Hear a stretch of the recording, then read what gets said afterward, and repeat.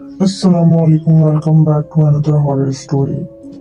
Horror story start करने से पहले आप लोगों से एक रिक्वेस्ट है कि प्लीज चैनल को सब्सक्राइब कर दिया करें। आपका एक सब्सक्राइब हमें इंशाल्लाह एक दिन 1 मिलियन सब्सक्राइबर तक लेके जाएगा।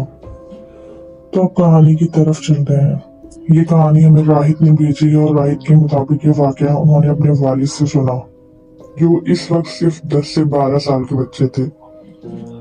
राहित के पापा बताते हैं कि जब वो छोटे थे तो उनका घर एक ऐसे मोहल्ले में था जहां सब बच्चे शाम के वक्त बाहर खेलने जाया करते थे, मगर एक बहुत सख्त उसूल था कि मगरिब से पहले घर आ जाना है। ये बात उनके पापा के वालिद बार बार समझाते थे और इस बात में एक अजीब सी सख्ती भी हुआ करती थी, जैसे वो सिर्फ डांट नहीं रहे होते थे बल्कि एक तंबी भी कर रहे होते थे कि मगरिब से पहले घर वापस आ जाना। खैर, एक दिन राहित के बाबा हस्बे मामूल बाहर खेलने गए। क्रिकेट का मैच चल रहा था और वक्त का अंदाजा भी नहीं हुआ। अचानक दूर से मगरिब की अजान की आवाज आने लगी। राहित के बाबा डर गए और उनका दिल घबरा गया कि अब तो आज उनकी बहुत डांट पिटने वाली है। ये सोचकर वो तेजी से घर की तरफ जाने लगे कि तभी रास्ते में उन्हें एक लड़का मिला। वो लड़का बिल्कुल उन्हीं की हम उम्र था। साफ कपड़े थे, खामोशी सी मुस्कुराहट थी और नजरें ऐसी जैसे बहुत दिनों से देख रही हो। लड़के ने खुद से बात करना शुरू की। तुम रोज यहाँ खेलने आते हो ना? मैं पिछले कई दिनों से तुम्हें देख रहा हूँ।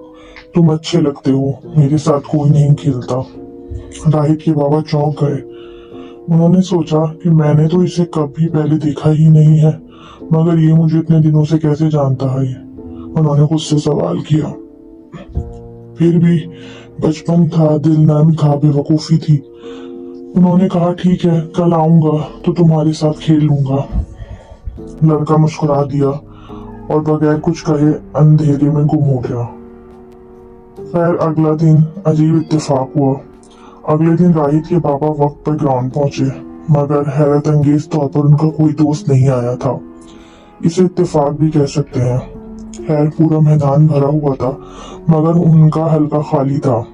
उनके दोस्त वहां मौजूद ही नहीं थे। वो मायूस होकर वापस जाने लगे कि अचानक उन्होंने देखा कि वही लड़का दोबारा सामने खड़ा है। उस लड़के ने राहित के बाबा से कहा, तुम आ गए, चलो हम दोनों कैच कैच खेलते हैं। ये बात अजीब तो थी मगर वो मान गए। वो ग्राउंड के एक कोने में खेलने लगे जहां रोशनी कम थी और लोग भी कम थे। खैर, खेलते खेलते वक्त गुजर गया। आसमान पर अंधेरा फैलने लगा। राहित के बाबा ने कहा, अब मुझे जाना होगा, मगरिब हो रही है। लड़के ने पुरसुकून आवाज में कहा, ठीक है, मैं भी तुम्हारे साथ चलता हूँ। दोनों साथ चलने लगे। रास्ते में राहित के बाबा ने पूछा तुम्हारा घर कहाँ है? लड़के ने बगैर कुछ कहे एक सुनसान गली की तरफ इशारा किया जहाँ एक बहुत बड़ा पुराना पीपल का दरख्त खड़ा था। दरख्त इतना घना था कि उसके पीछे कुछ नजर ही नहीं आता था। मेरा घर वहीं है। राहित के बाबा घर पहुंच गए और वो अपने घर चला गया। घर में सब सो चुके थे। रात के तकरीबन 12 बज रहे थे। वो जैसे ही सहन में आए, उनको वॉशरूम की हाजत हुई तो वो सहन में आए। जैसे ही वो सहन में आए तो उनका दिल रुक सा गया। वही लड़का सहन में खड़ा था, खामोश, बगैर मुस्कुराहट के।